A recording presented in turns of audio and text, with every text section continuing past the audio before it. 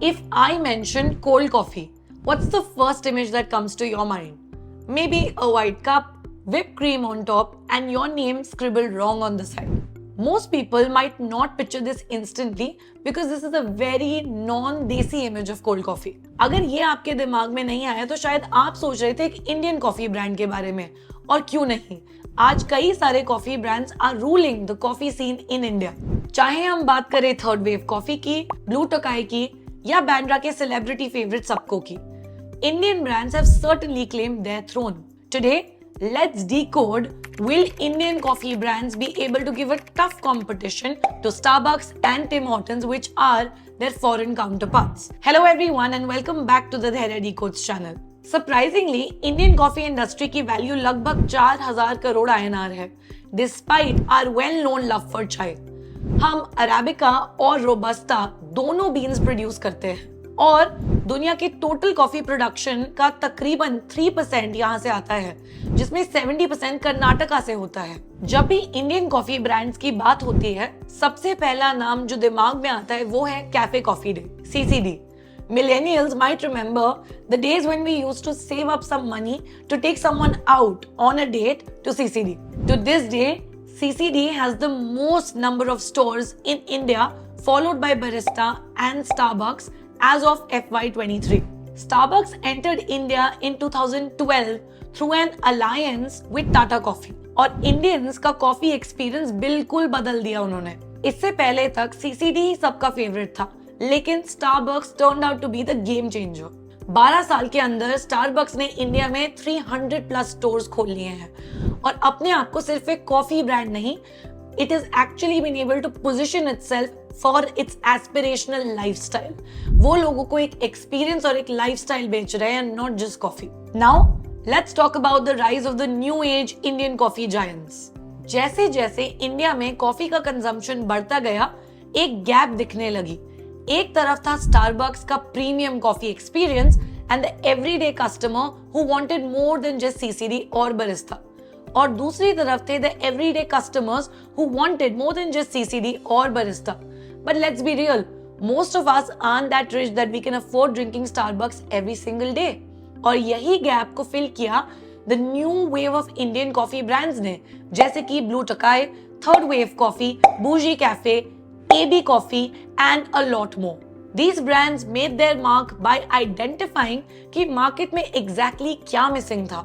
चलिए अब हम दो सबसे बड़े नामों पर नजर डालते हैं, which is Blue Tokai और Third Wave Coffee, which have changed the Indian coffee scene completely.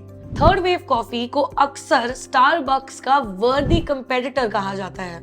Founded by Sushant Goyal, Ayush भटवाल and Anirudh Sharma, और उनका गोल बहुत सिंपल था, इंडियन पैलेट के हिसाब से एक ऐसी कॉफी देना जो स्टारबक्स की क्वालिटी और वाइब की हो, पर CCD की अफोर्डेबिलिटी के साथ कंबाइन करके कस्टमर्स को प्रेजेंट करना।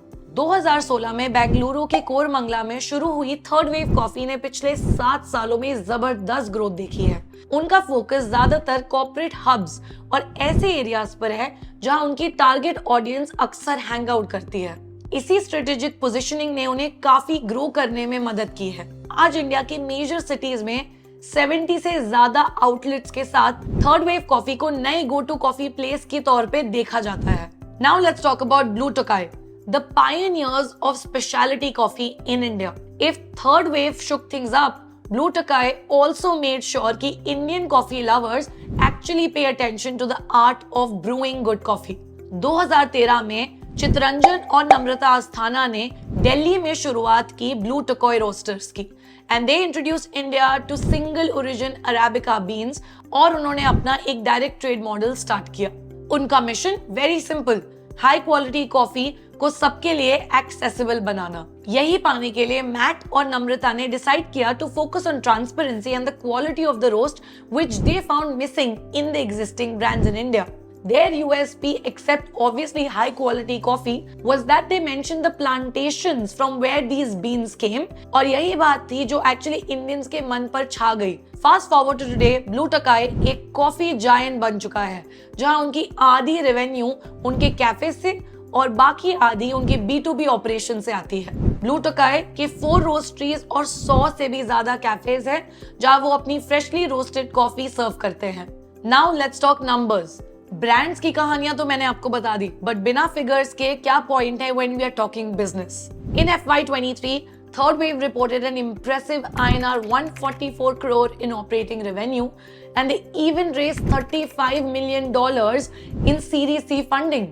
It is also backed by Bangalore boy billionaire Nikhil Kamath, co-founder of Zerodha. On the other hand, Blue Tokai in FY23 reported a staggering 127 crore in revenue.